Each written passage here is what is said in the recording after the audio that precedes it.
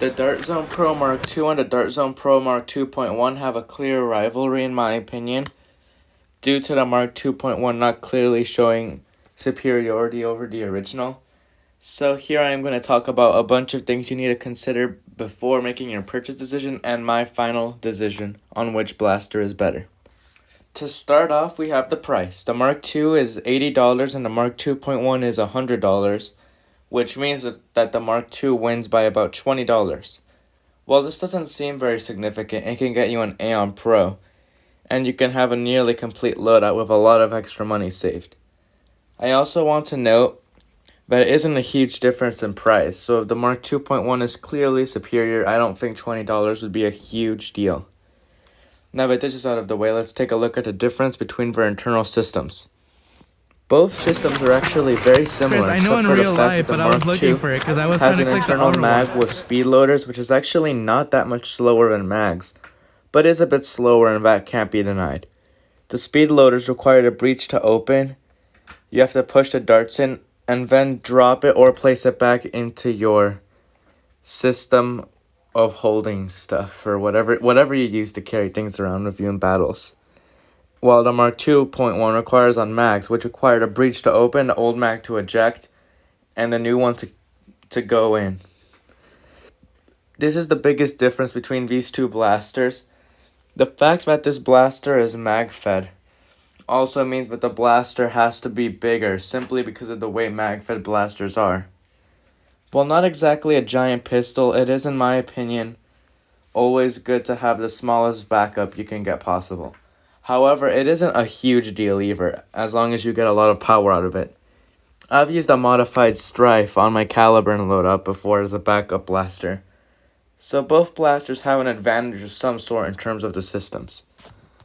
As said before, the mags make the Mark 2.1 by default bigger and have bigger gear.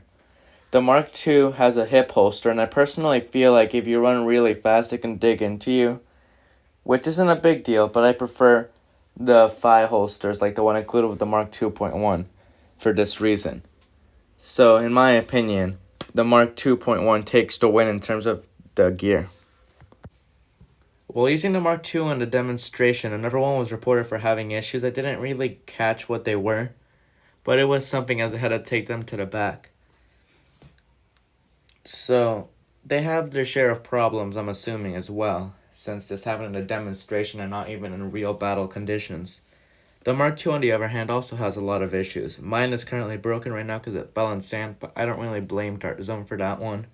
What I do not like, though, is the trigger locking up issue that can happen even without sand getting in your blaster. And this is fixable. I have a video on how to fix it, and Monkey Mods has the original video on how to fix it. We just have a slightly different methods.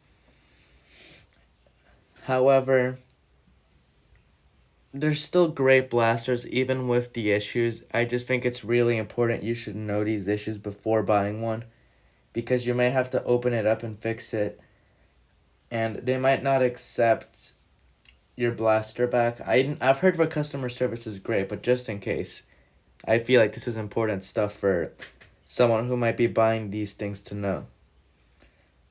So all the issues that the Mark II has, since this blaster has a very similar system, I'm worried they can show up in the Mark 2.1 as well.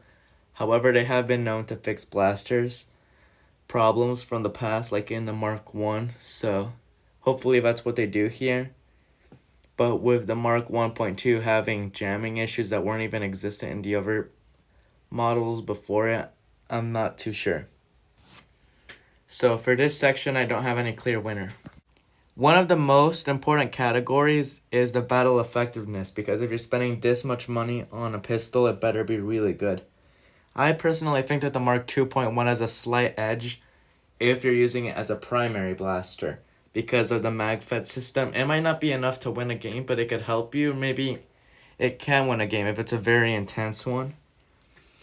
However, the Mark II isn't that far off, and I think the Mark II is actually much better blaster if you're using it as a sidearm as it's intended, because you could scavenge with it and you don't need to have gear on you like you might need more gear with the Mark 2.1, which is a great addition, and I personally think that for this, the Mark II wins this category.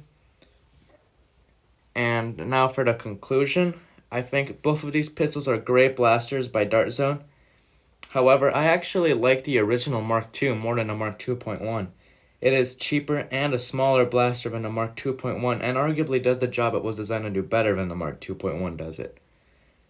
For all these reasons, I believe that for most people, the Mark II is the superior purchase. And with the Mark II getting replaced by the Mark 2.1, you might want to make this purchase soon.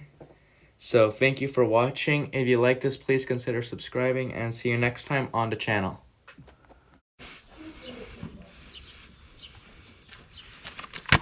Gotcha!